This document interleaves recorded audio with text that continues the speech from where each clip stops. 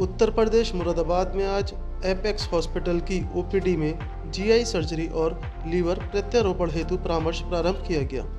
आपको बता दें कि अब लीवर प्रत्यारोपण संबंधी परामर्श के लिए मुरादाबाद एवं आसपास के शहरों के मरीजों को दिल्ली, मुंबई या दूर किसी भी शहर में जाने की आवश्यकता नहीं होगी, क्योंकि उन्हें यह सुविधा उत्तर प्रदेश के सुप्रसिद्ध एपेक्स हॉस्पिटल मुरादाबाद में ही दे दी जाएगी। यह जानकारी एपेक्स हॉस्पिटल मुरादाबाद और वेंकटेश्वर हॉस्पिटल द्वारा के प्रतिनिधियों ने एक संयुक्त प्रेस वार्ता में दी। एपेक्स हॉस्पिटल के डायरेक्टर डॉक्टर मगन मेहरोत्रा ने बताया कि लीवर प्रत्यारोपण के लिए नई दिल्ली एनसीआर के प्रसिद्ध वेंकटेश्वर हॉस्पिटल के प्रमुख जीआई और लीवर प्रत्यारोपण सर्जन डॉक्टर तुषार अरुण प्रत्येक माह के दूसरे शनिवार को 11 बजे से 2 बजे तक ओपीडी में मरीजों का परामर्श करेंगे। वरिष्ठ liver surgeon doctor Tushar Arun ने प्रेस वार्ता में बताया कि आजकल के अनियमित खानपान, मद्यपान और व्यस्त जीवन शैली होने के कारण लीवर के रोगियों की संख्या निरंतर बढ़ती जा रही है। बेहतर इलाज की कमी, लापरवाही या अन्य किसी कारण से जब लीवर की बीमारी बहुत बढ़ जाती है तो ऐसी हालत में मरीज की मृत्यु भी हो सकती है। लेकिन यदि समय से मरीज को लीवर प्रतिरूप किया जाए तो कुछ महीनों के बाद मरीज सामान्य जीवन भी जी सकता है। लीवर प्रत्यारोपण हेतु परामर्श की सुविधा अब तक सिर्फ बड़े शहरों में ही उपलब्ध थी, लेकिन अब इस क्षेत्र के मरीजों को यह सुविधा उनके अपने शहर में दी जाएगी। एपेक्स हॉस्पिटल के निदेशक डॉक्टर मगन मेहरोत्रा ने डॉक्टर तुषार अरुण और डॉक्टर अरुण कुमार वार्ष्णेय को धन्यवाद देते हुए कहा कि ये हमारे लिए गर्व की बात है कि आज हम मुरादाबाद में ऐसी सुविधाएं उपलब्ध करा पा रहे हैं। उन्हें आशा है कि डॉक्टर तुषार अरुण और डॉक्टर अरुण कुमार वार्ष्णेय के तालमेल से जीआई सर्जरी और लीवर प्रत्यारोपण के मरीजों को बेहतर चिकित्सा सेवा प्राप्त हो सकेगी व उन्हें पूरा विश्वास भी है कि इस क्षेत्र की जनता इसका पूरा लाभ प्राप्त कर सकेगी। नमस्कार, मैं doctor Tushar Arun, senior consultant GI surgery, GI oncology एवं liver transplant, Venkateshwar hospital Dwarka से।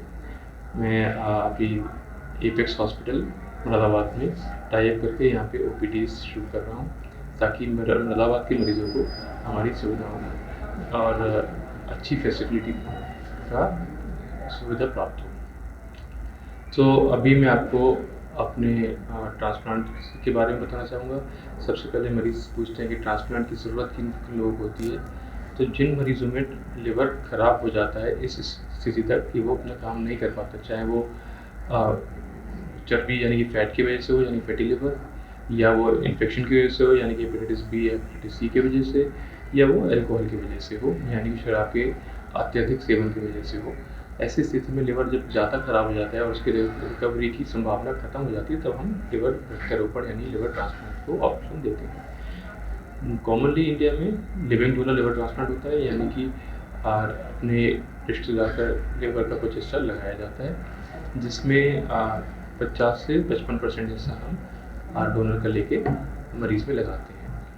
तो इस स्थिति में डोनर की सर्जरी होती है, जो 7 से दिन तक करीब मरीज़ को अस्पताल में रहना पड़ता है, और रेसिपिएंट यानी जिसमें लिवर लगता है उसको भी 2 हफ्ते तक करीब अस्पताल में रहना पड़ता है। लिवर ट्रांसप्लांट का सक्सेस रेट हमारे यहाँ पे करीब 95 से 98% तक का रहता है, अगर हम 2 से 3 महीने की बात करें, और अगर लॉन्ग टर्म बात करते हैं तो करीब 80 से 85% का लॉन्ग टर्म सक्सेस रेट रहता है। पेशेंट जिन्होंने लिवर डोनेट किया और जिनको लगा दोनों का लिवर 3 से 4 हफ्ते में अपने नॉर्मल साइज़ में ग्रो कर जाता है, और जो डोनर है उसको लॉन्ग टर्म कोई भी प्रॉब्लम नहीं रहती है। डोनर सेफ्टी पैरामाउंट है, यानी कि सबसे ज़रूरी होती है, और हमारे प्रोग्राम में कोई भी डोनर कॉम्प्लिकेशन नहीं है। अगर अब मैं दूसरे बीमारी यानी कि कैंसर के बारे में बात करूं, जो कि मेरा दूसरा फील्ड है, इंटरेस्ट है, जिसमें मैं सबसे ज़्यादा काम करता हूं, तो मैं आपको फूड पाइप कैंसर के बारे में पहले बताना चाहता हूँ।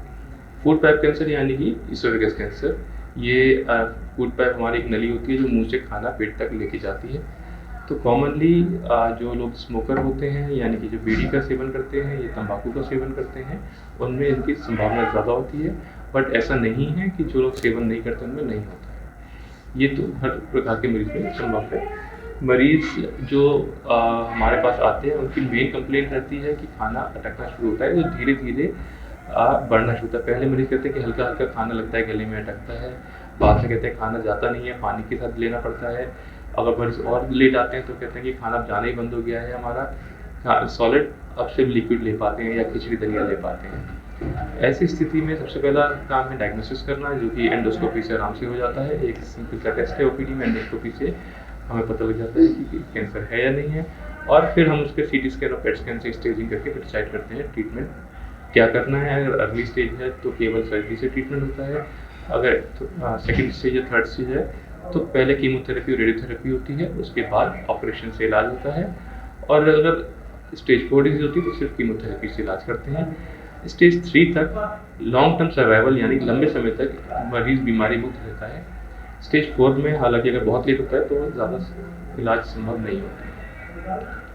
तो अगर कभी भी ऐसा सिम्टम्स आते हैं कि आपको लगता है खाने में रुकावट आ रही है, या जो कि धीरे-धीरे बढ़ रही है, पहले सॉलिड खा पा रहे थे मुश्किल से, फिर पानी के साथ ले पा रहे थे, बिल्कुल नहीं ले पा रहे हैं, अगर ऐसा संभव है और साथ में वजन भी कम हो रहा है तो डेफिनेटली अपने डॉक्टर को दिखाएं और एक एंडोस्कोपी करवाएं। दूसरा कॉमन कैंसर जो हमारे यहाँ पे रहते हैं वो है गॉलब्लैडर का कैंसर यानी पित्त की थैली की कैंसर, जो अनफॉर्चुनेटली यानी उसमें ज़्यादा सिम्टम्स नहीं आते हैं। मरीज़ को सिर्फ पथरी के जैसे दर्द होता है, और ज़्यादातर मरीज़ जो है पथरी के दर्द के लिए जब अल्ट्रासाउंड कराते हैं तो उसमें गांठ नज़र आती है।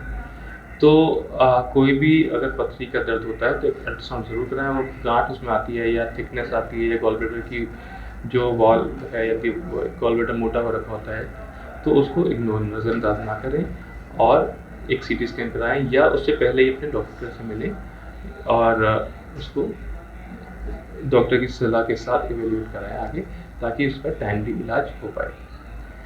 अगर लेट करते हैं तो पीलिया के साथ पित्त की थैली का कैंसर प्रेजेंट करता है, जिसमें इलाज की संभावना थोड़ी कम हो जाती है।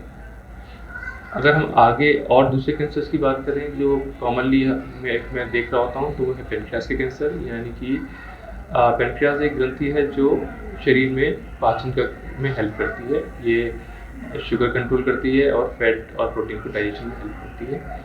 तो जो पेनक्रियास का कैंसर मोस्ट कॉमनली हेड में रहता है, यानी कि उसके सर के पार्ट में होता है, जो पीलिया के साथ मरीज हमारे प्रेजेंट करते हैं। यानी कि शुरुआत का सिम्टम आता है वो पीलिया आता है, या पेशाब का पीलापन शुरू हो जाता है, या टट्टी यानी कि लेटिन सफ़ेद रंग की आने लगती है, और मरीज कुछ हमारे खुजली के साथ भी प्रेजेंट करते हैं, शरीर पे खुजली होने लगती है। ऐसी स्थिति में इसका सबसे पहला जो आसान सी जांच है वो है लिवर फंक्शन टेस्ट, यानी कि एक ब्लड का सिंपल टेस्ट, और एक अल्ट्रासाउंड, जो हमें एक बेसिक आइडिया देता है कि हम इस बीमारी के बारे में सोचना शुरू करते हैं।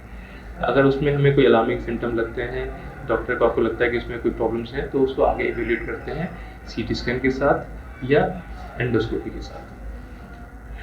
ये बीमारी जो कि पीलिया के साथ जल्दी प्रेजेंट कर जाती है, तो ज़्यादातर मरीज़ या करीब 30-40% मरीज़ इसमें अर्ली स्टेज यानी कि स्टेज 2 और 3 में भी प्रेजेंट करते हैं, जिसका इलाज संभव है।